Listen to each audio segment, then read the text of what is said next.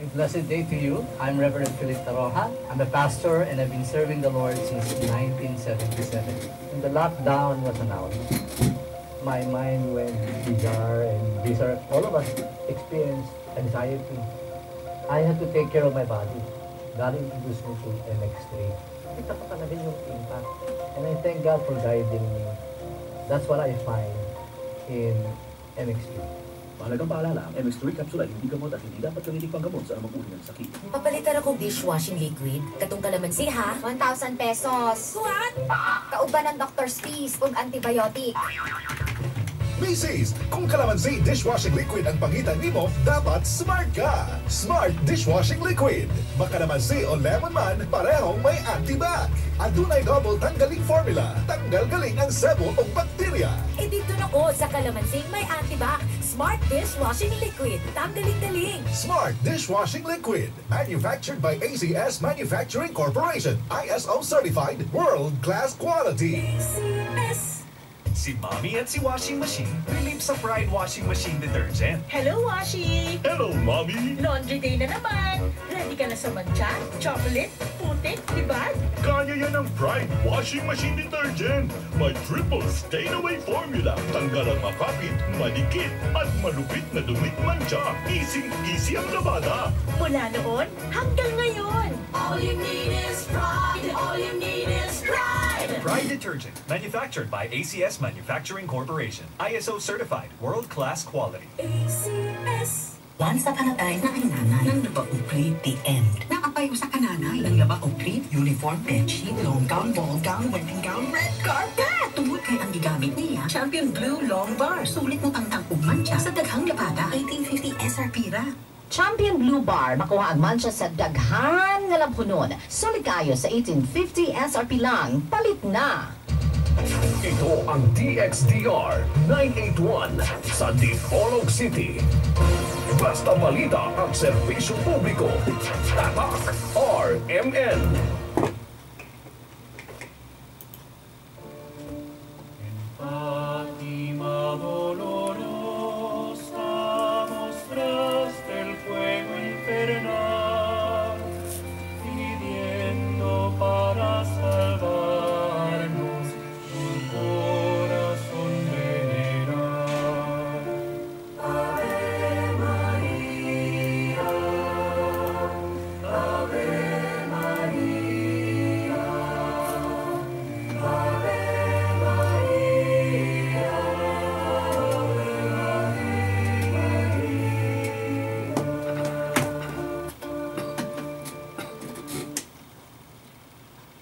Sa ngalan sa Amahan, sa Anak, sa Espiritu Santo. Amen. Pit Señor, Santo Niño. Sa bulan nga Enero, usa sa mga adlaw sa magaron atong gihandom ang pagkabata no sa atong Ginoong Jesucristo, ang Dios nga nagpakatao. Sa San Lucas Kapitulo 1, versikulo 35, giingon diha,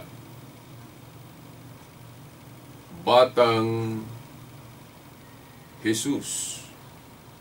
Niya ang termino nga gigamit sa English pa, Holy Child, balaang bata. No? Basahan ninyo diha sa Lucas 1:35. Balaang bata.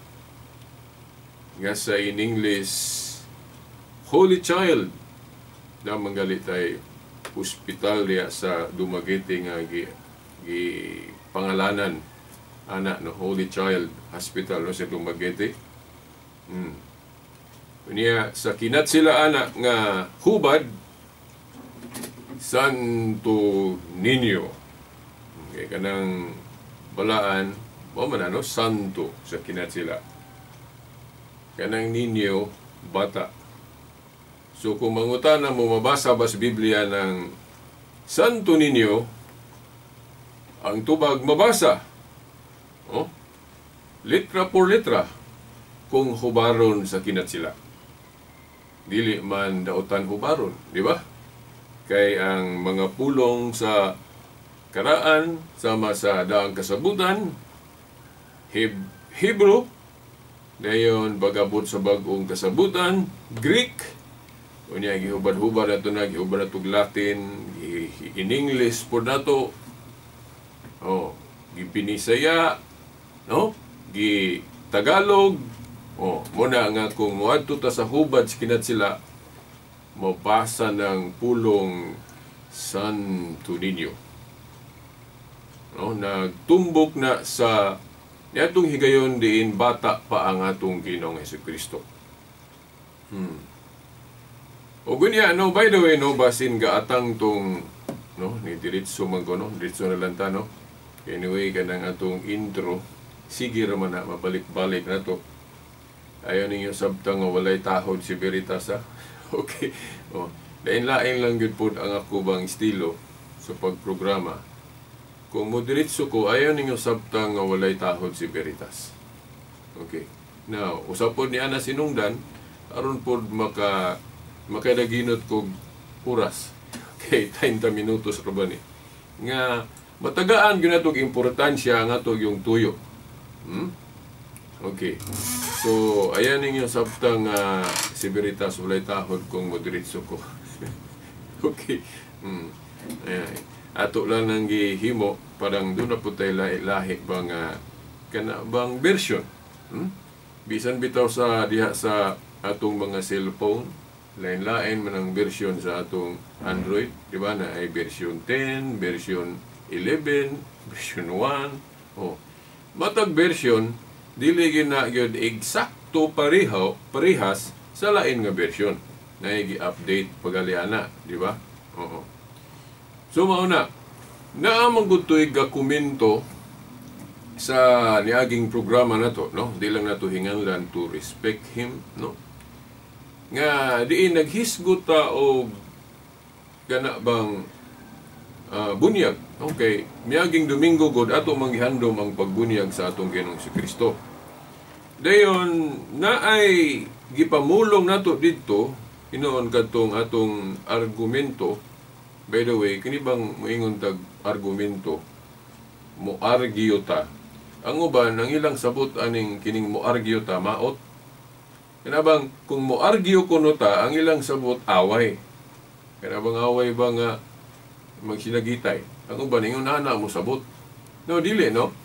Depende na. Naay moargyo ka nga pungot kay ka, masuk-anon ka. Pero kung tanaw na to ang termino gyud sa dictionary, argue, gikan na sa word nga argue, ng argumentation. Naputay mabasa nga ambot pasabot ana assertion. O kanang mo assert ka o mo declare ka, mo padayag ka. Argue gyapon na. Labi nag mo refute ka o naay pahayag sa uban nga moingon ka nga di man na mao. Sayop man na. So ingon ani ang insakto. O mo na mo refute ka, mo rebut ka. O argue gyapon na.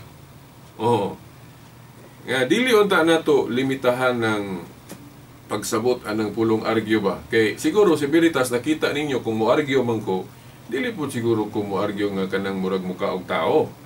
Di ba? I admit nga mo argue ko, mo rebut ko, mo refute ko. Kung dunay na hibaw ana ko nga murag dili man mao. Niya patas ra po ta, fair ra po ta kay pwede man mo react po sa akong statement. Sama nang diya sa YouTube natong naay nag-react, no? Naay nag-react sa akong programa last program nako. Ako man ang gi-upload sa YouTube. No? Libre ta, wala na ko sa una mag akong i-disable lang comments kay akong una gud nga og dili ra po ko kahatag og panahon kay pastilan apiki kay tag oras. Nagalit nato mabuhat tanang uhatuno nato sa balay unya magatubang patag sige anang mga komento diha nya hinay ra ba ko mo type. Munang sa una ako lang nang ipang disable ng comment section. Pero ingko nga ako lang ning i-open, di lang ako disable kaya aron makabasa po kung sa yung mga una-una sa mga listener ako, no? Bahala nang di na ako na matubag diha. Total kung mabasahan ako na ako ra po nang hisgutan diri sa radio. Pero sa atong sa last yun, no? Wa man yun ako to matubag dito nga ga-type ko wala. Pero nagka-discuss mi sa Facebook kay ipangita man ako iyang ngalan, no? Pakita na ko iyang ngalan sa Facebook niya, nakita na ko. Niya mo to nagka-chat ming duha. Dayon ambot o natuyo, ingon siya wala ang bukunon niya to niya gituyo nga napindutan niya ang call nga naka-video chat yun may hinoon, wala niya ipakita iyang kamera. Ako ra nakita akong kamera. Ang ako lang madungog sa audio. Medyo naka-argue yun mi dito. Medyo ang akong komentaryo atong akong pag-istorya, medyo nitaas lang akong tingog. Gamay. Kay agi po sa iyang approach po, no? Muna nga kung naminaw po siya ron, makadungog siya ni mga akong pasaylo kung nitaas gamay akong tingog, no? Kay di man yun na to ma-perfect ning kining mag-discussion. Dili sa yun ning mag-discussion labi nag-opposing views, no? Dili sa yun yun. Pero as much as possible maningkamot kung magpermanente na yun kung kalma. Pero kung musipyat yun ko, ma-fail yun ko, hinumdum ko ni kasamang Alma. Nagka-chat po mi pagkulang. Okay? By the way, atong pahasubo, no? Sa akong usa sa akong giilag yung kanang anghel nga gipadala sa Dios, anghel nga tao, si Teacher Joy, no? Campisinio, ming panaw na sa laing kinabuhi. Atong pahasubo sa pamilya niya, sa iyang brother, si Attorney Ayan, o igsuon pa niya isa nga urag wala diri, no, tuwas gawas nga murag dili ka uli gyud, no. So sa pamilya ni Teacher Joy, no, supervisor ni sa DepEd, no, sa Gres Dipolog niya, close ni sa among pamilya, o usa ka dakong kawad-on o gunahon-naon ang iyang pagtaliwan, ang iyang pagbiya. Kay daghan kayong na-bless sa example nga iyang gipakita. Dili lang ingon nga teacher, kundi ingon nga kanabang matuhuon. O usa siya ka lector, no? Consistent gyud ang iyang pagka-lector. No, wa gyud hundang padayon gyud, no? Bisan pang busy kayo siya, no, sa iyang trabaho, unsa diya mohatag gyud siya higayon alang sa pag serbisyo diya sa simbahan nga mao ang gingharian sa Dios, spiritual kingdom. Dayon kadto laging nag-comment sa atong gihisgutan sa miaging Domingo nga may insist gyud siya nga na pulse lagi atong pagsabot anang bunyag kay sa ato Gos Katoliko kanang pagbunyag, no, adunay tulo ka paagi o kung maghisgot og method sa pagbunyag, paagi sa pagbunyag. Ako lang nabantayan sa among discussion nga wala na siya maghisgot anang bunyag sa bata, no. Kay ang uban mo against man gyud anang bunyag sa bata. Nya nahibong ko nga kato siya wala siya mohisgot ana. Siguro na sabtan siguro ang atong programa sa miaging Domingo unsay logic, unsay wisdom nganong magbunyag tag bata, no? So wala na siguro na himong issue niya to. Ang na-issue niya kanang paagis bunyag nganong magkuno nga sa Katoliko mahimo mang bubuan, mahimo pong wisikan o sprinkling.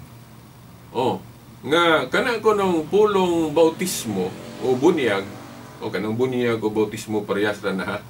Okay. Lahi-lahi lang og gubat. Kanang kunong pulong bautismo gikan na sa ang pulong Griego nga baptiso nga ang buot ipasabot to immerse o immersion nga so pa ilubong, ituslob. So ang insakto kuno nga bunyag ituslob o immerse. So sayop nang ibubuan lang o sprinkle lang. Now kung ako niingon ko nga dili man ta mo supak, no? Kaya nagtuon gud puta, no? Nga ang pulong baptiso immerse yun na, immersion.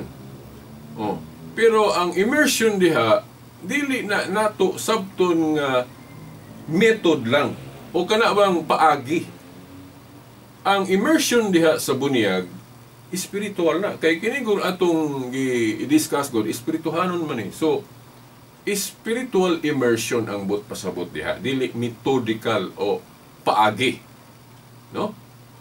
Dili kay kung maingon tag paagi method kanang bunyag hugas man na, cleansing man na. Unya kung maghisgot tag hugas dili kay usara ang paagi. Sama gud anang maghugas tag plato o maghugas tag wala kanang plato gyud. Naay maghugas tag plato nga ato gyud ituslob. Di ba kay daghang tubig das imong planggana din imong ituslob ng plato. Oh.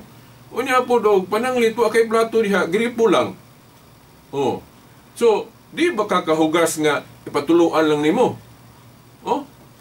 Oh? So mo na nga very dili po murabag nawala ta sa pangrason ba nga kung wala day daghang tubig. Oh. Dili ba day ta pwede kahugas o pinagpatuluan lang o sabligan lang. Oh. Ang buti pasabot sa immersion diha spiritual. Ang buti pasabot ana gud nga diha sa bautismo gitunlob o gilubong ang atong mga kasalanan. Unya tinuod nga kanang paagi sa pagbunyag nga ituslob ta, kuan yun murag kumpleto gyud ang iyang paghulagway ba, no? Sa paglubong kay gituslob yun. Oh.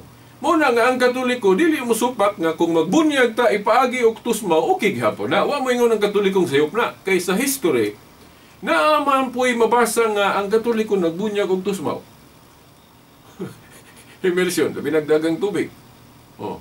Nya labi na kung dako na po'y bunyagan nga di na pud antigo na muutong nga bisag ituslob nimo di ra pud maunsa. Oh. Pero kung bata na lang illogical na po kay ituslob nimo na, no? Unga pa lang no na mamatay na hinoon. Oh, anong dili pwede bubuan lang i-sprinkle lang. Di ba? Oh. Oh. Sa ato pa nga kanang immersion diya sa bunyag spiritual ang but ipasabot. Kay kanang bunyag cleansing man ang gilubong diha ang lain pong terma na giiway, giitsapwera, no? Gilubong, no? Gipadaplin ang lubong by term pero usay pag meaning ng lubong murag lubong og kanang minatay dili, no? Gitusmaw. O tusmaw na lang, no? Gitusmaw ang atong mga kasalanan. Ang atong mga kasalanan diha mo'y gilubong. Dili kanang atong lawas. Although ang paglubong sa lawas mura na siya og paghulagway lang na.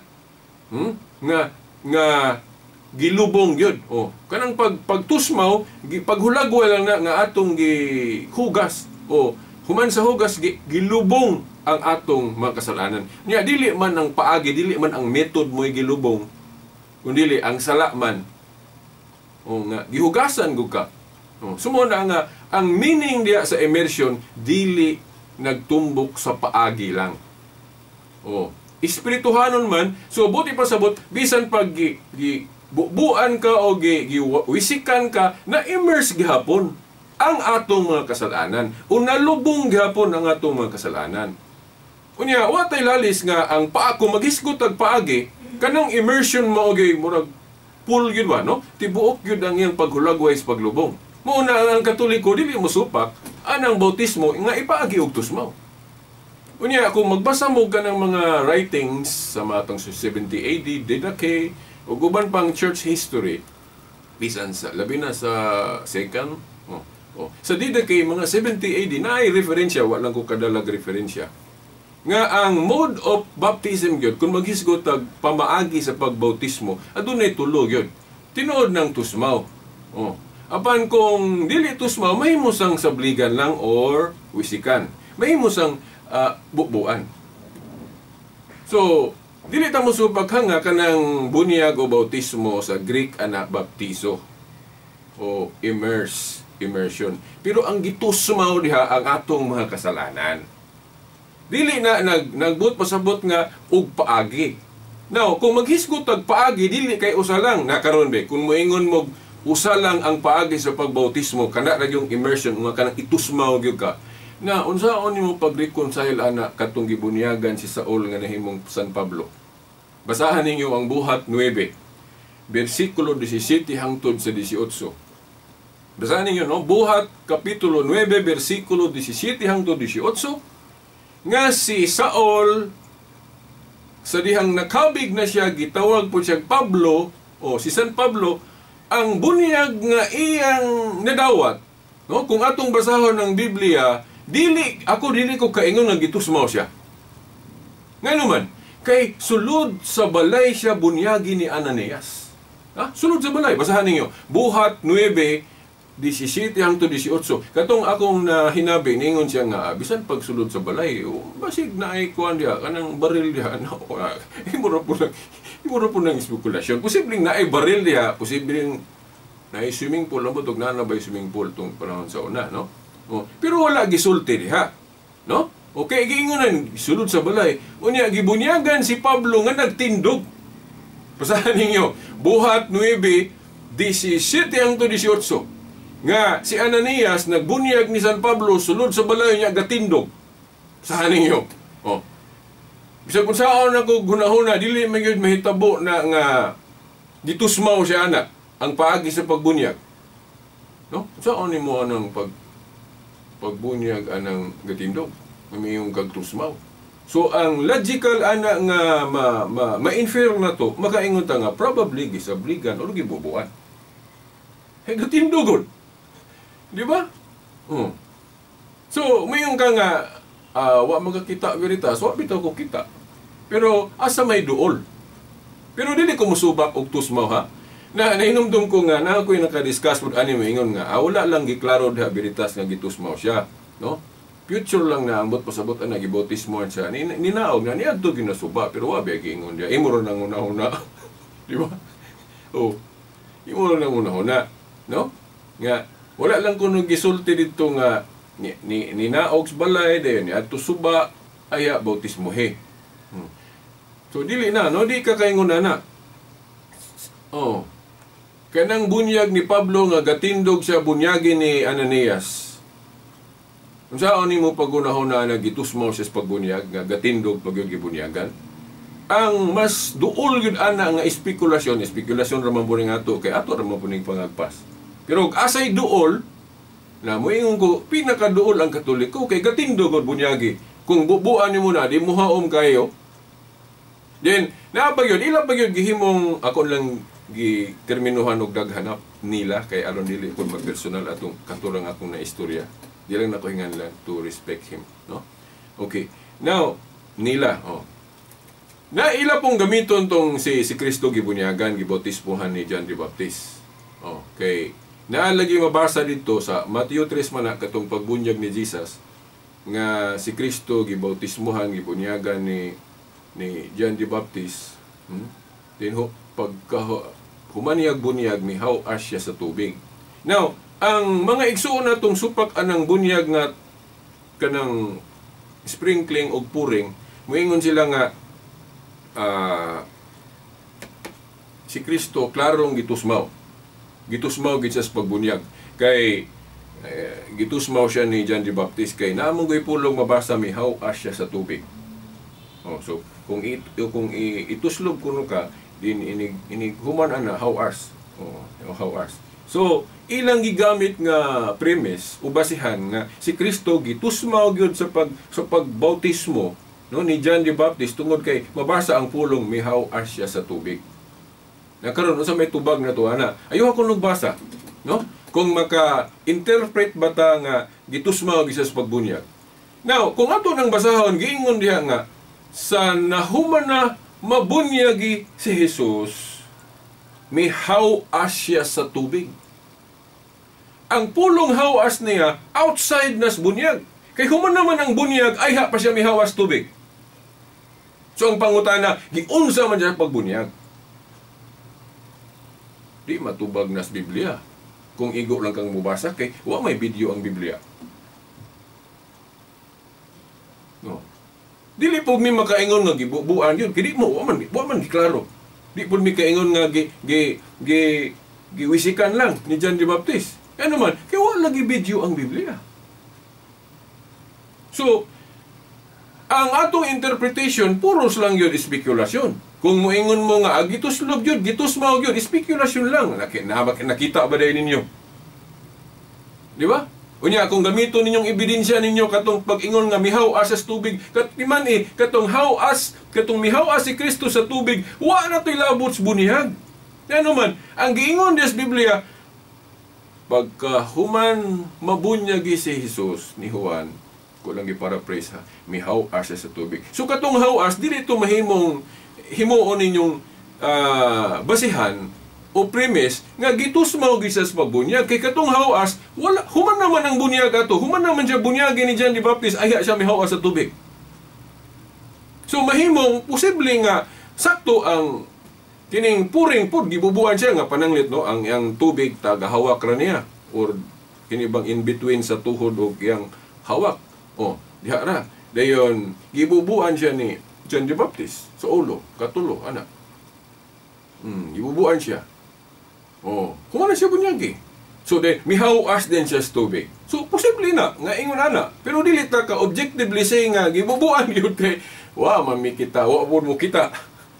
Di ba? Oo. So, mauna mga igsoon, nga, dili yun, no.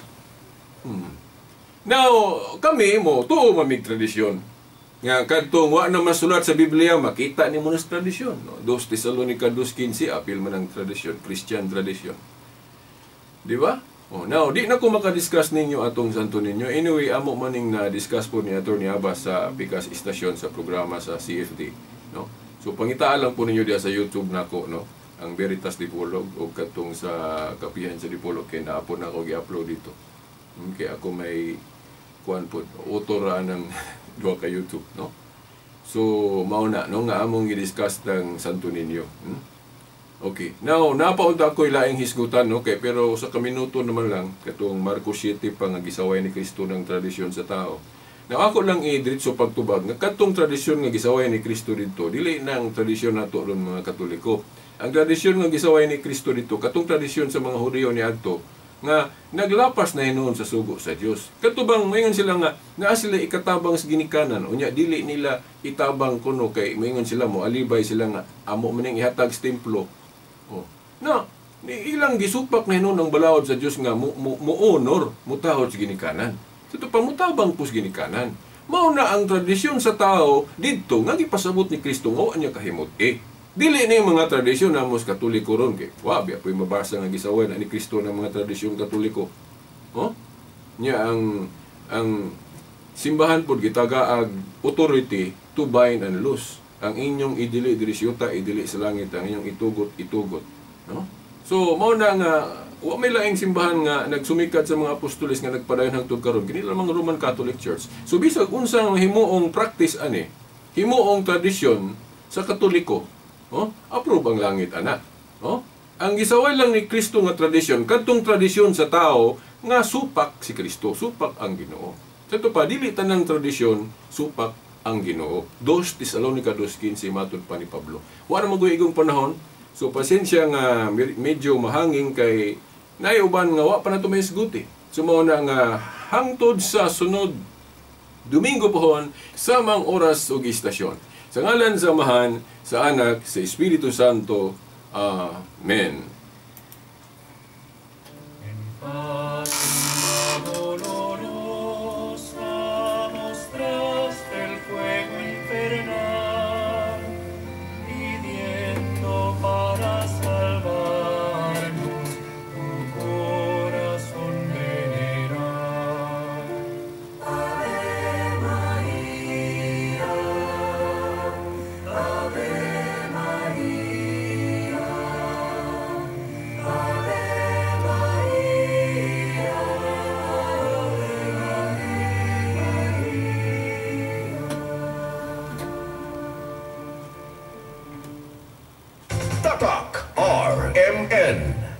Ang unique toothpaste dun ang maximum fluoride protection kontra sa cavities.